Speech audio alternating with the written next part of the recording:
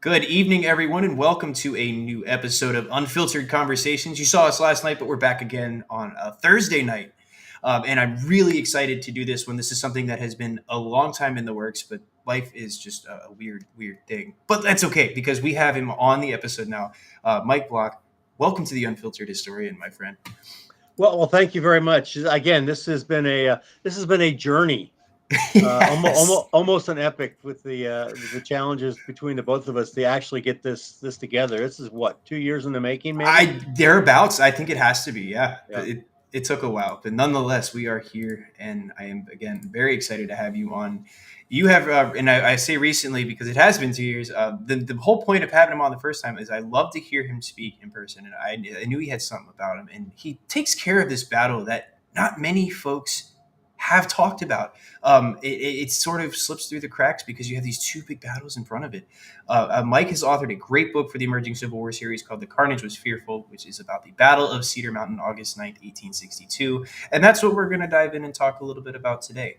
But before we get any further, Mike, for those that may not know you, would you like to take a second to introduce yourself? Sure. Awesome. My name is Michael Block. I go by Mike. I've been go by a lot of things, but we'll just go by Mike tonight. Okay. I am a retired Air Force senior NCO. I spent just short of 20 years working in government contracting in the DC area. We were Beltway bandits until 9/11. Then we became Parkway Patriots because that's the way things turned out. But I've always had a passion for the Civil War. And as a matter of fact, when I was with my company, I told my management that the first chance I have a job doing something with the Civil War, I'm going to leave the company. Well, what they did is I, the I was supporting one of the intel organizations within the Beltway, and they came to Booz Allen, the company I was working for, and said, Mhm. "We want to reinstitute Gettysburg staff rides for our intelligence officers. Do you might have anybody who might want to do something like that?" And they said, "Yeah, we got somebody." And so, for 3+ years, I got to go to Gettysburg numerous times during the summer and lead groups Oh, that's uh, awesome. on the Gettysburg battlefield. Not talking about the battle, but talking about the intelligence and the geospatial aspects Mhm. of that fight from the perspective of obviously from the perspective of the participants, as that's what you do with the staff ride. Right. Well, it was also during that time that I'd moved from Manassas to southern Fauquier County to little town of Buellton, which is about 10 miles away from Brandy Station. Hmm. And while I was unloading all my books into my bookshelves, I mentioned to my wife, it's time I started figuring out a way to give back all I've been gaining. And the week following, there was a little note in the paper saying that the Brandy Station Foundation, the graffiti house in particular out there, was looking for volunteers. For the folks out there who don't know the graffiti house, it is a 1.5 story or 2 story now uh, building that's on the railroad tracks in Brandy Station Hmm. that was a year old when the war began. So the walls were clean, and by the time the war was over, the walls were literally covered with Civil War era graffiti, including some guy named Jeb Stewart. So everybody from privates to generals were signing the walls, including artwork. After the war, the owner came back and he whitewashed all over everything, and it was lost for 130 years. So the graffiti house was looking for volunteers. I went and joined that organization. Uh, Everyone focuses in on the Battle of Brandy Station, the events around there, and I did too for a while. But then I started focusing in on the Battle of Rappahannock Station, a little-known battle took place in November 1863, and the winter encampment was 120,000 guys were there, 120,000 stories, I like to say. Uh, and so I was with that organization as a volunteer and on its board for about a decade. And as with any organizations at board, you get stale, they get a little stale. So I was looking for new opportunities, and I'd left Cedar Mountain or left Brandy Station, and I was at the Culpeper Museum, Hmm. and one of the board directors from the board from Cedar Mountain, and then the Friends of Cedar Mountain, and she was probably about 5'2", 5'3", 75 years old, and she kind of pushed me up against the wall and said, Michael, you're joining our board." Like, yes, ma'am. Yes, ma'am. And Yeah, you don't so argue with that at that I point. know No, there was no no. discussion on that topic, and so Mary Jo Browning is her name, and so I said, "Sure, I'll join." And so I joined in the winter of 2012, which is 8 months before the 150th anniversary of the Battle of Cedar Mountain. So I had a real steep learning curve real quick. Got through the sesquicentennial events, and I can say sesquicentennial now. Yeah.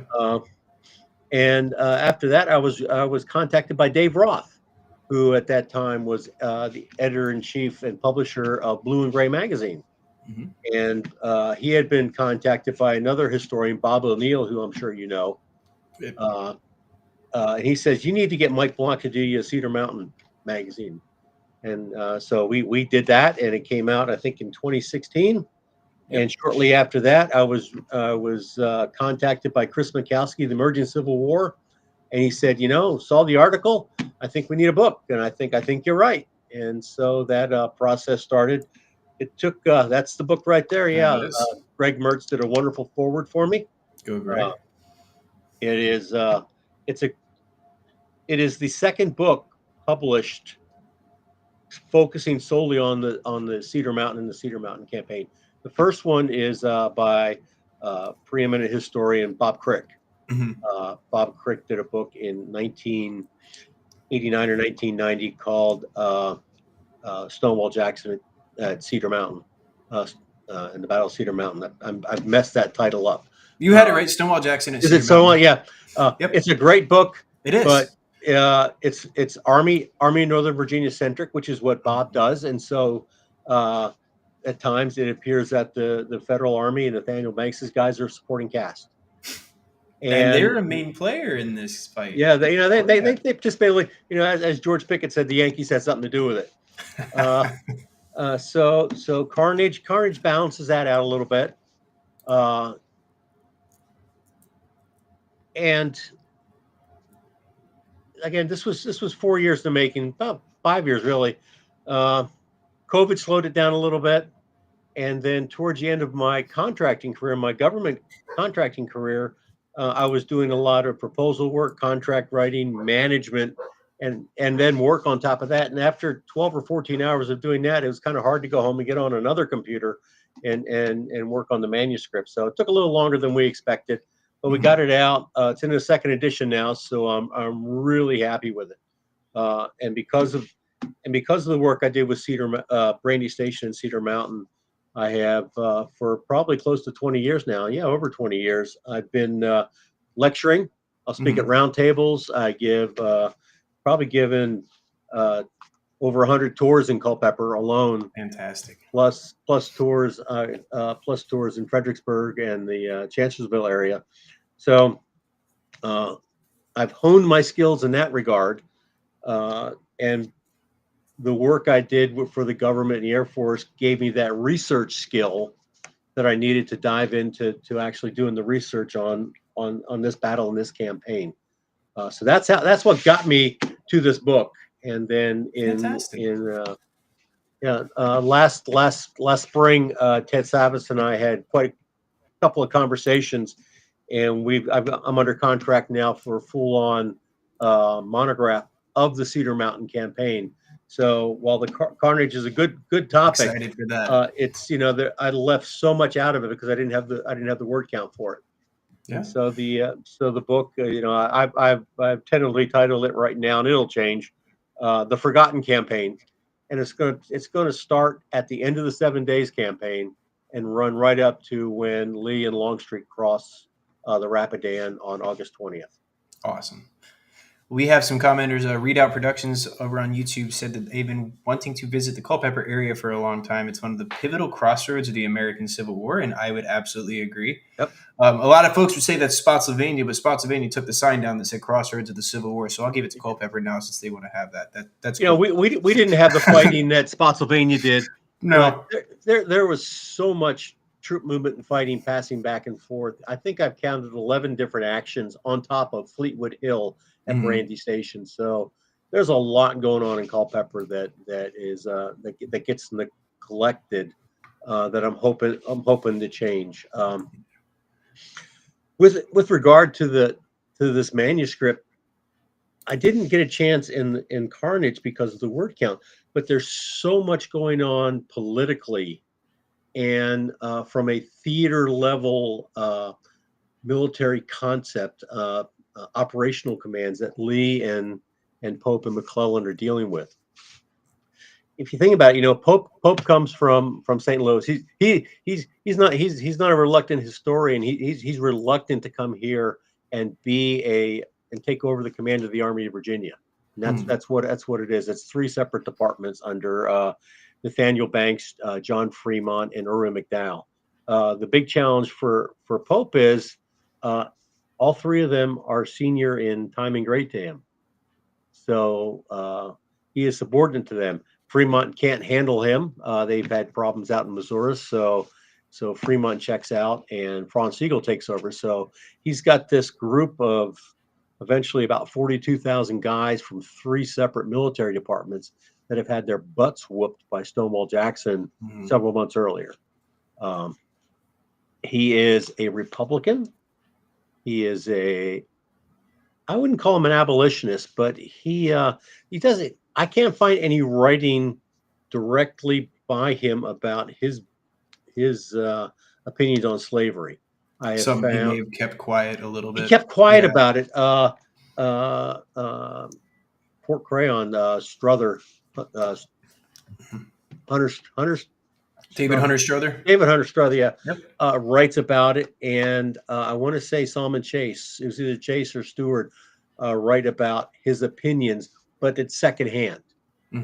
So I think he's not really for emancipation, but he wants to encourage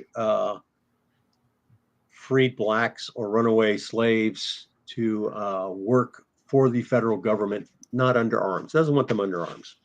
No, so he's not Benjamin Butler. I mean, he's trying. He's not Benjamin Butler. He's not Fremont. But he wants he's looking to change the way the war is fought. Right. And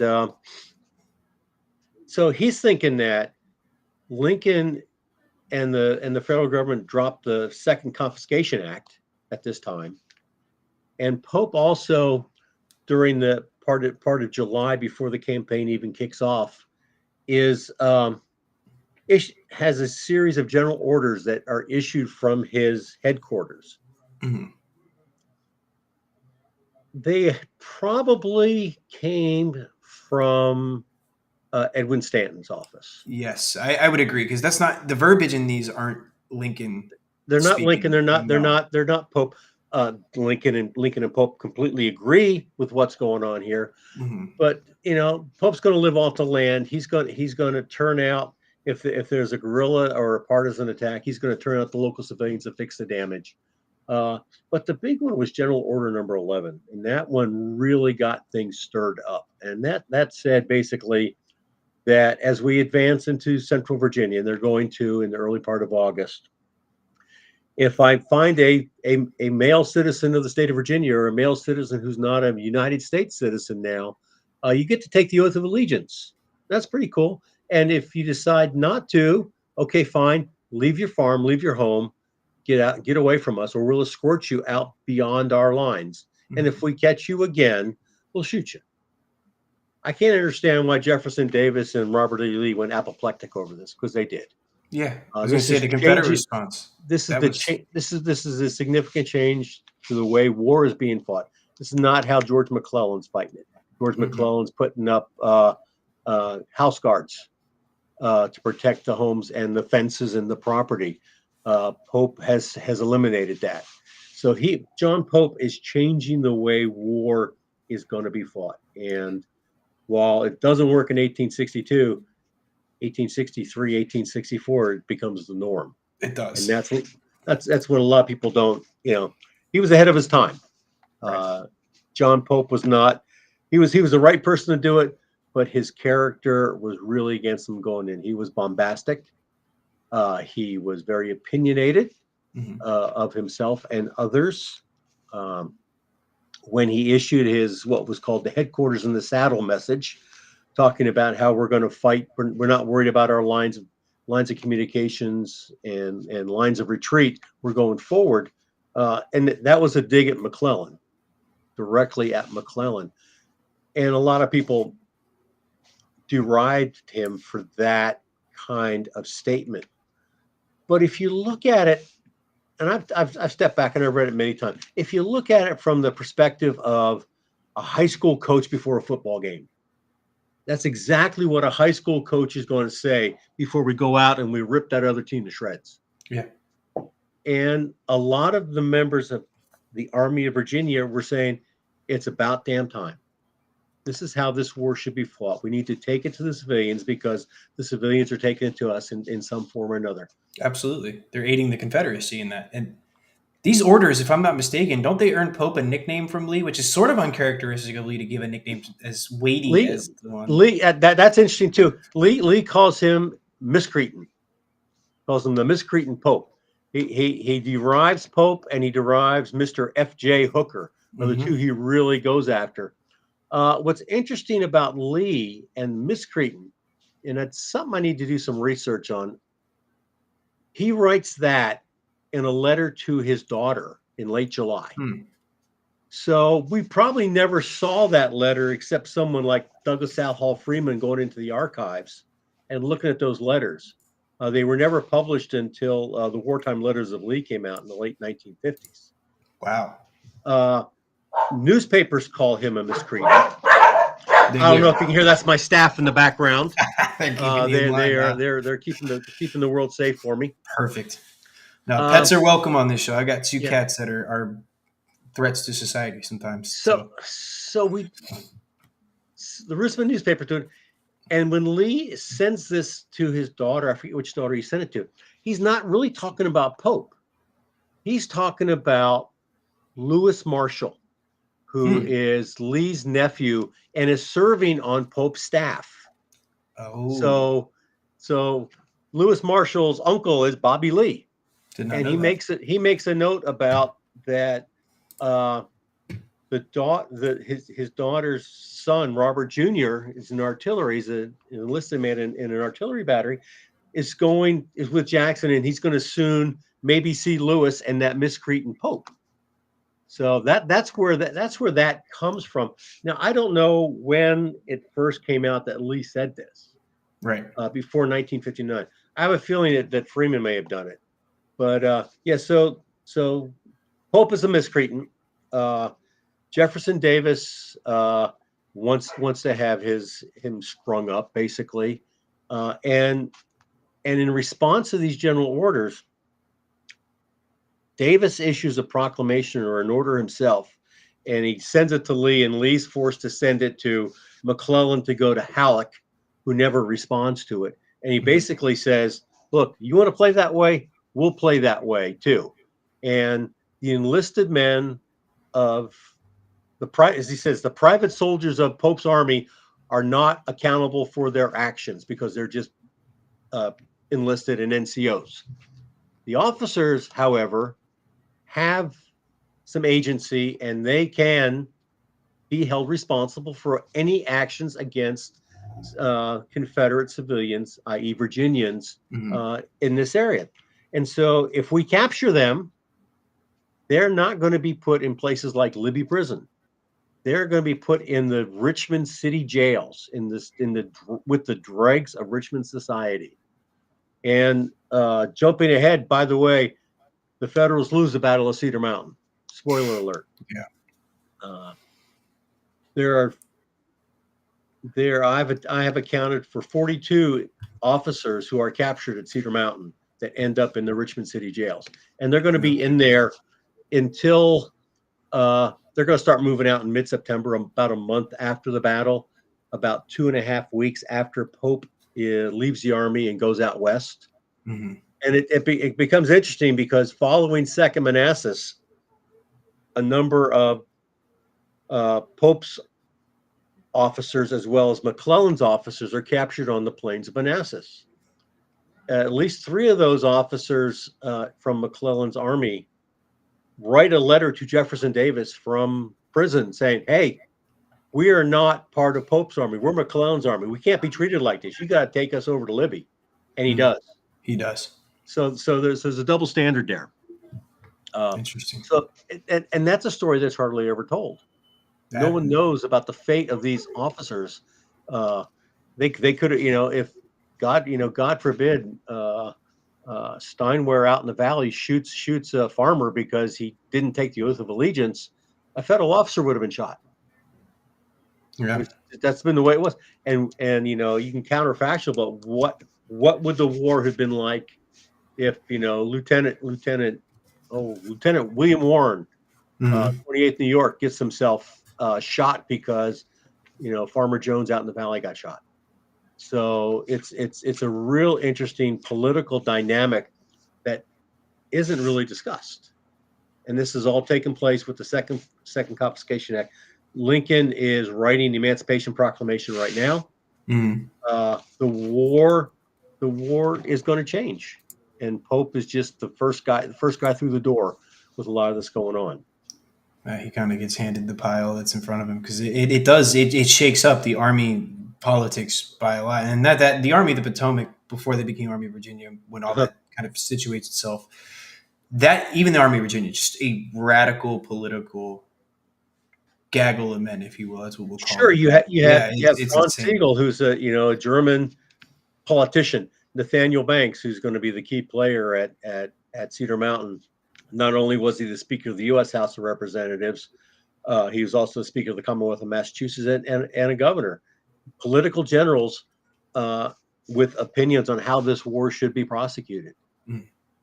It's a crazy time. It really is a crazy time, and there's a lot going on.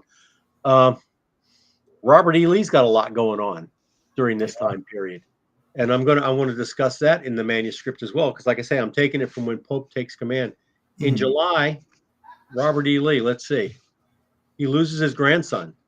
Rooney Lee's son dies. He doesn't know about it until the day of the funeral, and Mm. he's less than 10 miles away. Uh, he's got general officers he's trying to get rid of post 7 days. Holmes, Magruder, and can't think of the other guy. I can picture him, but he's moving people. He's moving people out. He has James Longstreet and A.P. Hill exchanging notes, getting ready for a duel. Can you imagine Tuesday morning, Robert E. Lee comes out, oh, by the way, your old Warhouse and Pal Hill just shot each other on a farm outside of Richmond because they're getting in an argument about some press reports that ended up in the Richmond papers. Mm. So, I didn't even know that. That's yeah, fascinating. Those two were almost at a duel. yeah. They were at the point where they weren't speaking to each other, and they had to, and Lee has to separate them. Hill is under arrest by Longstreet at this point. Mhm. So Hill, that's the primary reason why Hill's going to be shipped off to Jackson. Now, Separate the two from the warring back. Yeah. of course, then what Lee doesn't know is that Hill is upset with Jackson over his inactions during the 7 days fighting, and also those two guys had a history dating back to West Point. So Hmm. these people just don't get along.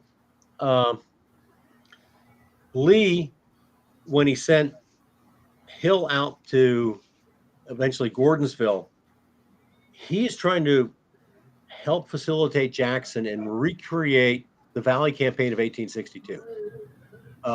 One of my theses in this book is Cedar Mountain is not the first battle of the Second Manassas Campaign. Hmm. It is the last action of the 7 days Richmond campaign. Okay, I that's interesting because see, I had always considered that sort of the opening salvos of Second Manassas, but you're saying it's the ending of the 7 days campaign. I'm So interested. let's rewind back to March. Sure. Jackson is out in the Shenandoah Valley, running up and down the valley, messing with uh, Banks, McDowell, Fremont, uh, Shields, Hmm. uh, and his mission out there is to keep them away from Richmond. That's Jackson's primary goal. He's got 13, 15, 18,000 guys, depending on the time of day, and he's fighting different fights. Right.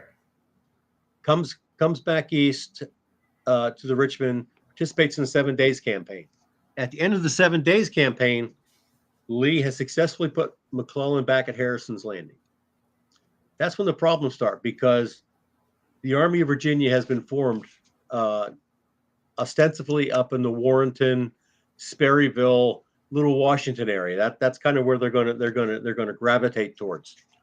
That's 42,000 guys. Okay. On top of that, Ambrose Burnside is keeping Robert E. Lee awake at night. How's that for a sentence? Ambrose Burnside is keeping Robert E. Lee awake. He has returned from North Carolina, along with Stevens's division. Lee doesn't know where they're going to end up. If they end up with McClellan at Harrison's Landing, McClellan's got those reinforcements where he could possibly re-engage. He won't do it because it's George McClellan, Right. but he might. Burnside and Stevens continue up the James River and land at City Point. How'd that work out for Lee in 1864? Didn't. So now he's got a two-front campaign. He doesn't have the manpower to fight a two-front battle. Right. Burnside can continue up to Aquia Landing outside of Fredericksburg and come south, possibly with King's division who's sitting in Fredericksburg. That's right. So there's another corps coming down I-95 towards Lee. And again, Lee has to fight a two-front war in front of Richmond. He can't do that. So what he does in mid-July is he dispatches Jackson to Louisa Courthouse along the Virginia Central Railroad. Jackson's purpose is to watch what's going on with Pope, because he knows that one of Pope's primary objectives is going to be the rail junction in Gordonsville. In 1862, it is the second largest rail center in the Commonwealth. Everything coming from the valley passes through Gordonsville. That's food. That's food Lee needs. That's food that the city of Richmond needs. If he loses Gordonsville, he's got a problem. And then he's got John Pope on his back door coming from the west. And again, it becomes a two-front fight for Robert E. Lee at Richmond. He can't have that. So he dispatches Jackson with his division, which is ultimately going to be under Charles Winder, and Richard Ewell's division. They go to Louisa. Lee is reluctant to send them the next 10 or 15 miles down the road to Gordonsville because he doesn't know what McClellan's going to do. He may need to recall Jackson. I think Jackson moved his command in 17 train loads. So just about all of them went by rail. Yeah. They hung around there for just short of a week. Lee felt comfortable at that point with McClellan and moved him on to Gordonsville to protect Gordonsville. Jackson's primary mission is to stop Pope from getting that rail junction, coming into Richmond's back door, protecting Charlottesville and the James River and the canal system down there. And if the opportunity strikes itself, punch Pope in the nose. Yeah. With two divisions, he can't do it. A.P. Hill showing up, he can. He has that opportunity. It puts his numbers up to around 22,000 men. Still significantly less than Pope, but at least he's got an opportunity now. The Confederates have never had a numerical superiority in maybe a handful of battles throughout the war. Why change things? Yeah. So he's got Jackson sitting in Gordonsville. He sends Pope. He sends A.P. Hill out there with him, and he sends a note forward to Jackson that says, "Hill is a commander you can trust. Consult with him, and if you would consult with him and your other senior leaders, much anxiety." I forget the word he used, but he says, things can't go bad because there's communication. In other words, talk to your subordinates about what you're planning to do. Do you know Stonewall Jackson ever talking to his subordinates about anything? No. Never happens. Exactly. No, it's all Jackson, man. It's all Jackson. And Lee is very concerned about this. I've actually seen some recent scholarship coming out that, and I don't have this stuff in front of me, but a couple of historians are saying that Lee is considering replacing Jackson for this reason, because of his inability to communicate with his senior subordinates, and possibly what happened during the 7 Days campaign. Didn't he take a nap in some chair? He took a nap. He took a nap against a tree. Took a nap against a tree while they could have crossed one of the rivers to get on the flank. No, he missed the boat a number of times. Cross Keys and Port Republic were victories, yes, narrow victories. Cedar Mountain is going to be a narrow victory. So Jackson's not necessarily proving himself to Lee in that regard. You don't work well with subordinates, and you're just barely scraping by in these battles. You're scraping by. Uh, Yeah. and Jackson's name is worth men by this time of the war. Sure. Absolutely. So that there's that going on for Jackson, but Jackson never has a really good day as an independent commander late in the Valley campaign. He's successful. Mhm. Lee and Jackson and Longstreet and all the divisions in Richmond are successful. They lose more battles than they win, but they force McClellan away. Jackson is successful at Cedar Mountain. It was a near thing, but he was successful. So Lee sends Hill out to Gordonsville and Louisa, and they're going to camp there until they're finally going to move north. Mhm. Uh, Pope spends most of July in Washington for a couple reasons. One, Lincoln is trying to find a general in chief. It's going to be Henry Halleck coming from the west, Oh, my and favorite. yeah, Yeah, my favorite. we'll just call him Brains, and we'll move on from there. Here, you Uh, might find this funny.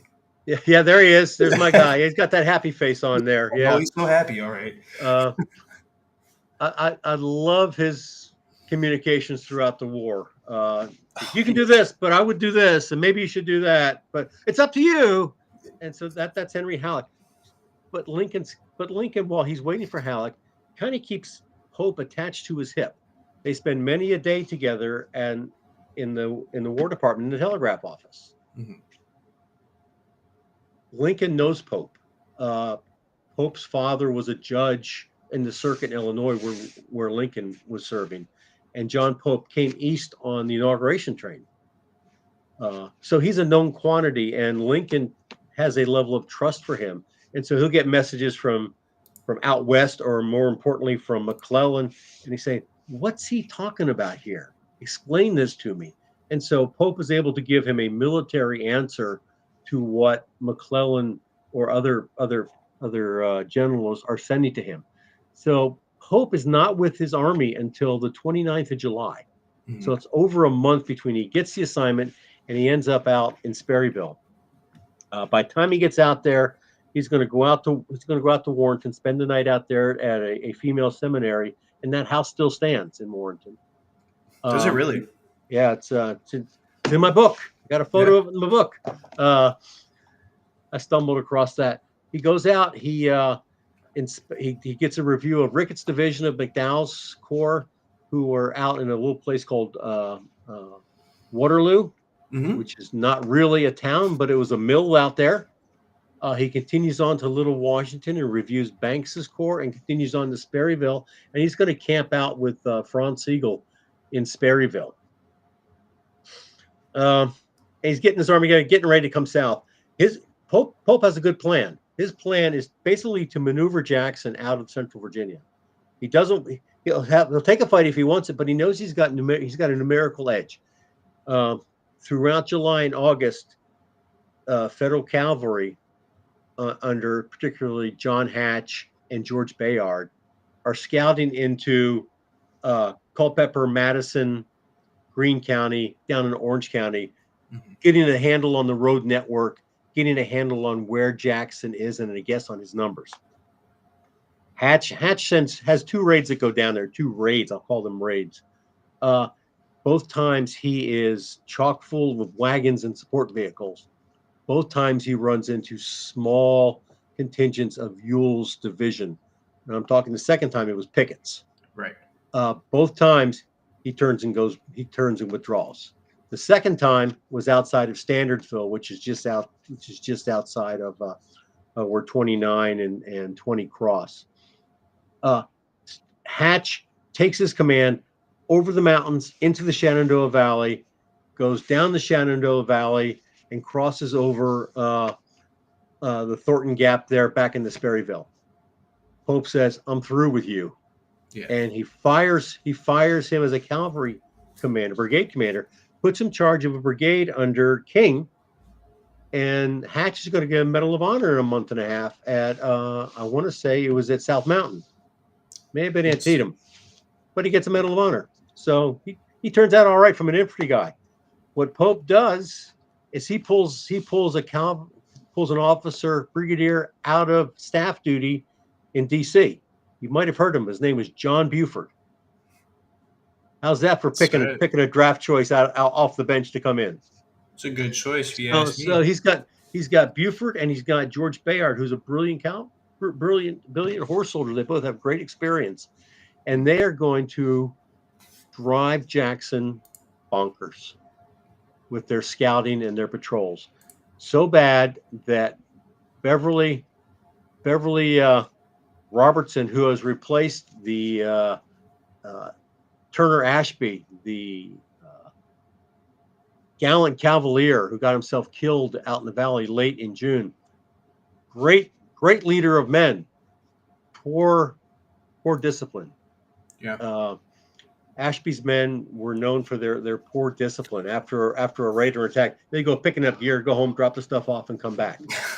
So And Jackson liked Ashby, if I'm not mistaken. I mean, they had a almost military parade around the window that he was lying in state in. they Jackson did, had his yeah. men He line up. he, he was Yeah. extremely charismatic, well liked by his men, but terrible really as a commander. But he was cut out of Jackson class. Did his own thing. So Beverly Robertson is the replacement for Turner Ashby. Beverly Robertson is selected by Jefferson Davis. Robertson is a great organizer, a great disciplinarian. He is not a good leader of men. He's not a good field commander. He has multiple run-ins with Jackson. The last one was in late July, early August, and Jackson is with Hunter McGuire, his surgeon, and Jackson's snickering and laughing because McGuire's trying to eat an onion. So that's going to get some facial responses there. Robertson rides up, and Jackson looks at him and kind of smiles and says, "Where are the Federals?" And Robertson goes, "Oh." Well, Jackson, according to Jackson's biographer, Bud Robertson, Jackson's face turned black, went into his tent, immediately wrote a note to Jeb Stuart saying, "I don't care how you do it. Lie if you have to. Get up here and take over command of my horse soldiers." And Stuart says, "I'm kind of in charge of my own guys." Right. He also writes a note to Lee, which is lost, saying, "Got to get rid of this guy." Lee's response comes back to him and says, "It's kind of tough replacing Robertson considering who put him in that position."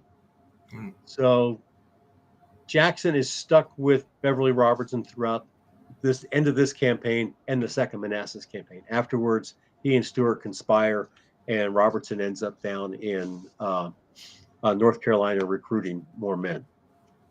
So Jackson's got those kind of problems going on for him. On August 7th, he gets word that Pope's army's on the march.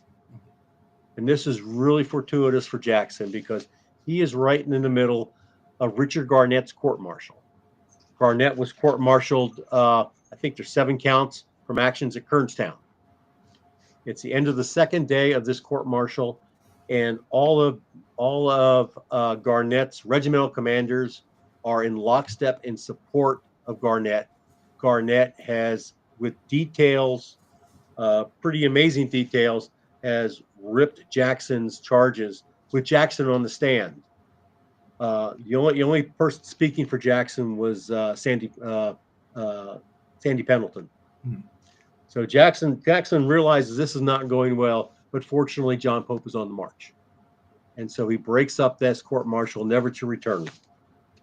What Jackson's going to do then on the evening of August 7th is send out a series of orders to his 3 division commanders, Ewell, who is west of the town of Orange, A.P. Hill, who is just south of Orange, and Charles Winder, who's between Gordonsville and Orange. He sends out orders to them saying, "Okay, we're marching tomorrow morning.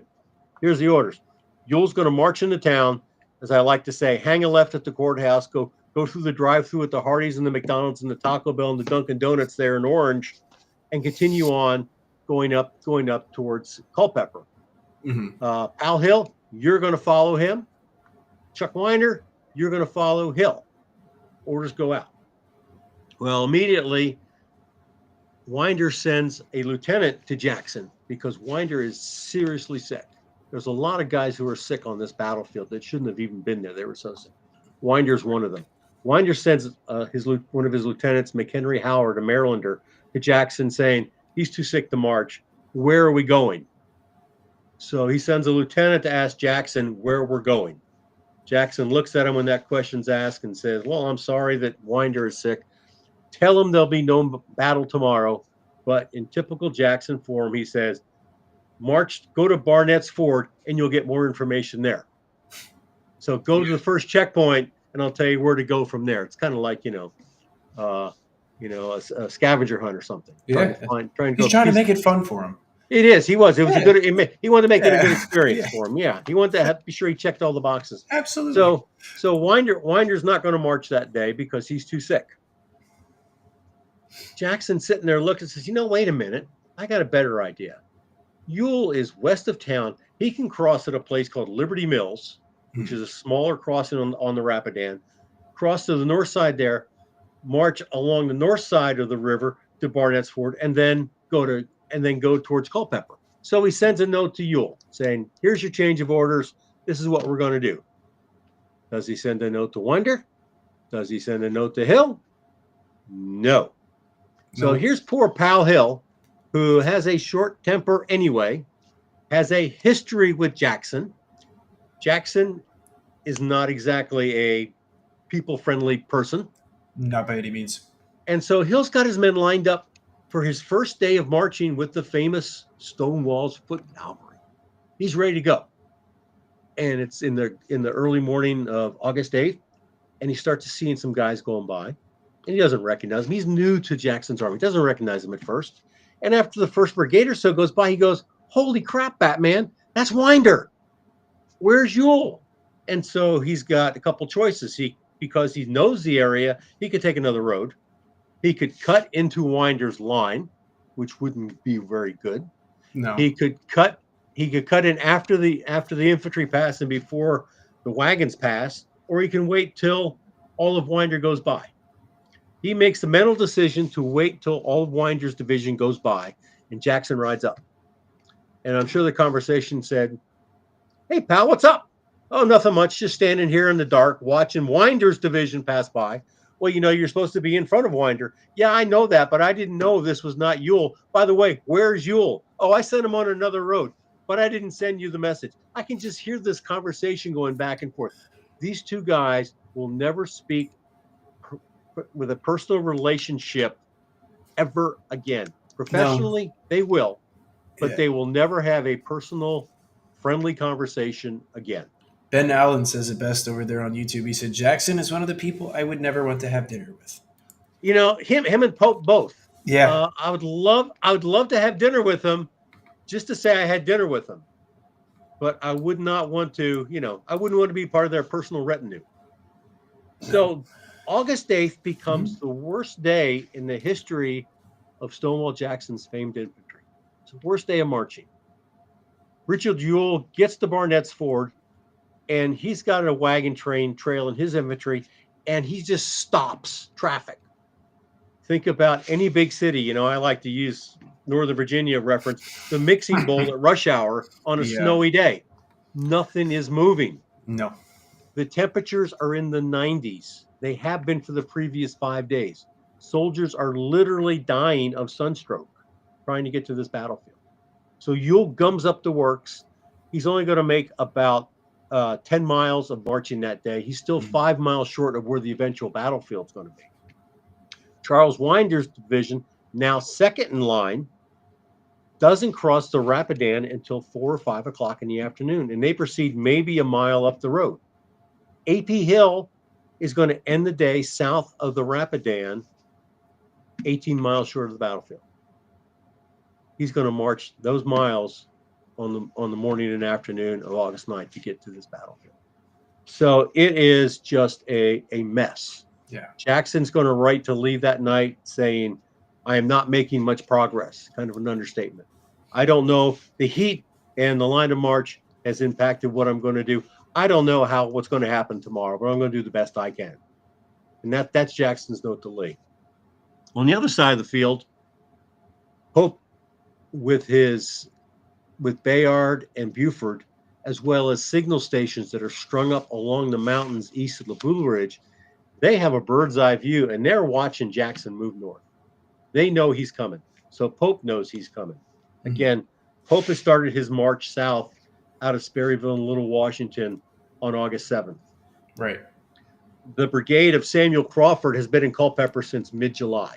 They are ordered forward to support the Bayard's men who are slowly retreating in the front of Jackson's infantry out to the eventual battlefield. They're going to be along what's going to be, which is Mitchell Station Road. The rest of the army is moving south. Ricketts' division has passed through town, and they are camped at a place called Culverin's Tavern, which is near where the intersection of the Madison Courthouse Road and the Culpeper Courthouse Road are. Good to know. Good location. They're a mile and a half from the eventual battlefield. A mile and a half. Remember that one. Banks is north of town, and it's going to march through Culpeper on the morning of the 9th and pass through town, passing through town and passing Ricketts' men. He's going to get verbal orders from Pope through our boy Lewis Marshall, Lee's nephew.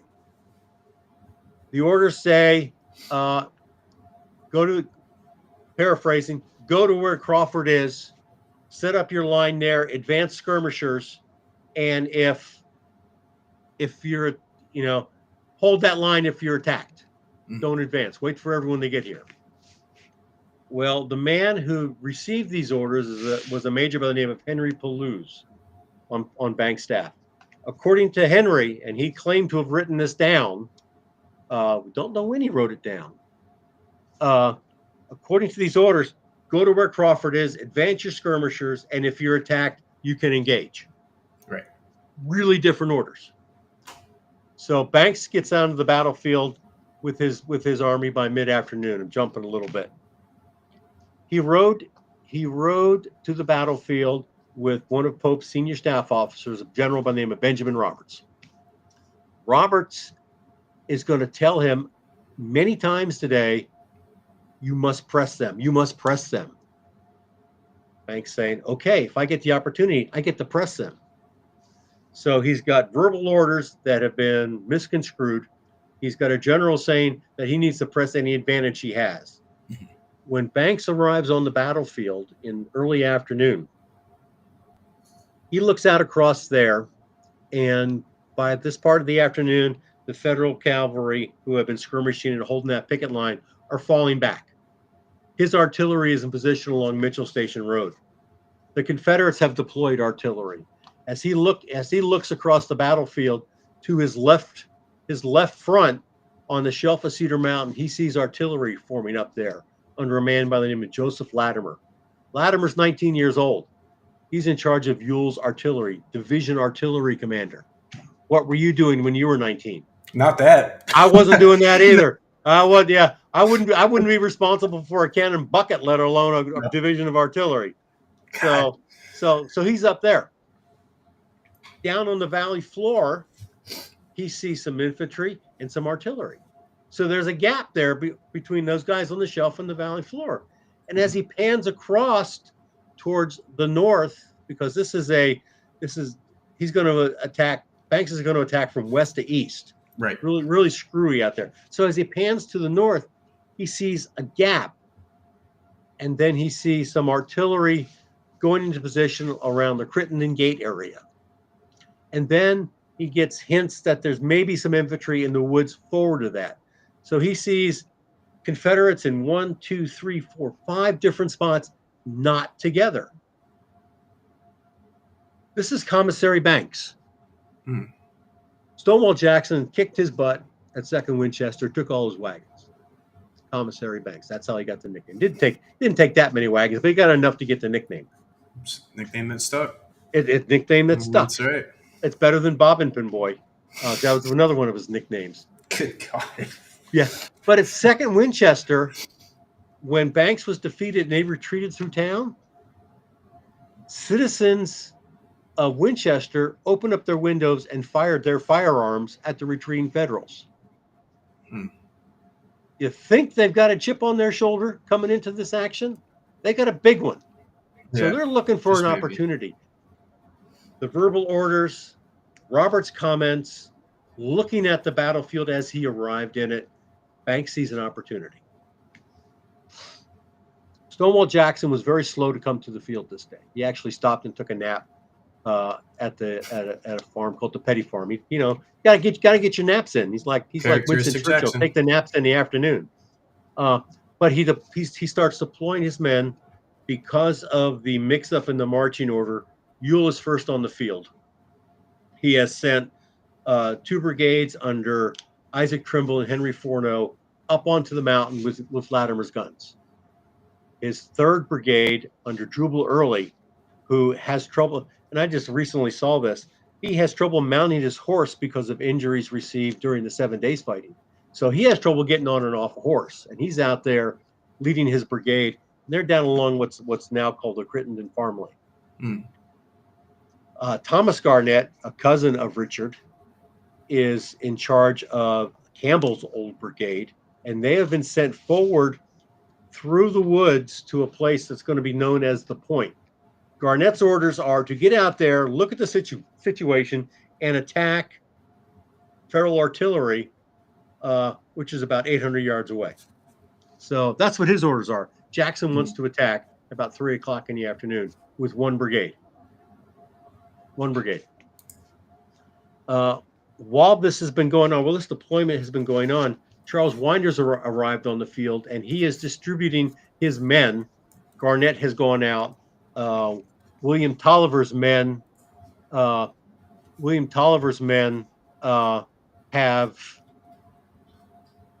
deployed, and the Stonewall Brigade under Charles Ronald is in reserve. Winder's maneuvering those guys in position, talking with the artillery guys, helping them engage. He gets himself eviscerated, or he gets an artillery shell through the body. So Jackson has lost his division commander. When Jackson rides out to see what the situation is with Garnett, along with now William Tolliver, trying to figure out exactly what's going on, Tolliver and Garnett and Jackson decide it's not the smartest thing to do to attack. Hold this position here, and we will wait and see what the situation develops. Jackson still has all of A.P. Hill's division to reach the field. Right. And it's about this time that the artillery barrage starts back and forth. That's going to last for about 90 minutes before the infantry attack even begins. And so we're at a stage now where the Battle of Cedar Mountain is actually going to begin.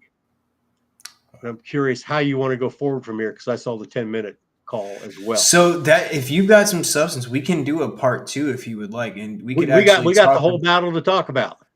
All right, yeah. Do you want to do a part 2 with me? We could schedule that soon too. We can do. Yeah, we can absolutely. Yeah, I didn't realize we had been going on like this for so long. No, but this is perfect build. The lead up to the fight is significant from the political standpoint and the operational standpoint. And again, Nathaniel Banks is going to attack with 9,000 guys. Jackson's going to have 22,000 on the field. So if you don't want to hear part 2, spoiler alert, it's not going to be good for the Federals.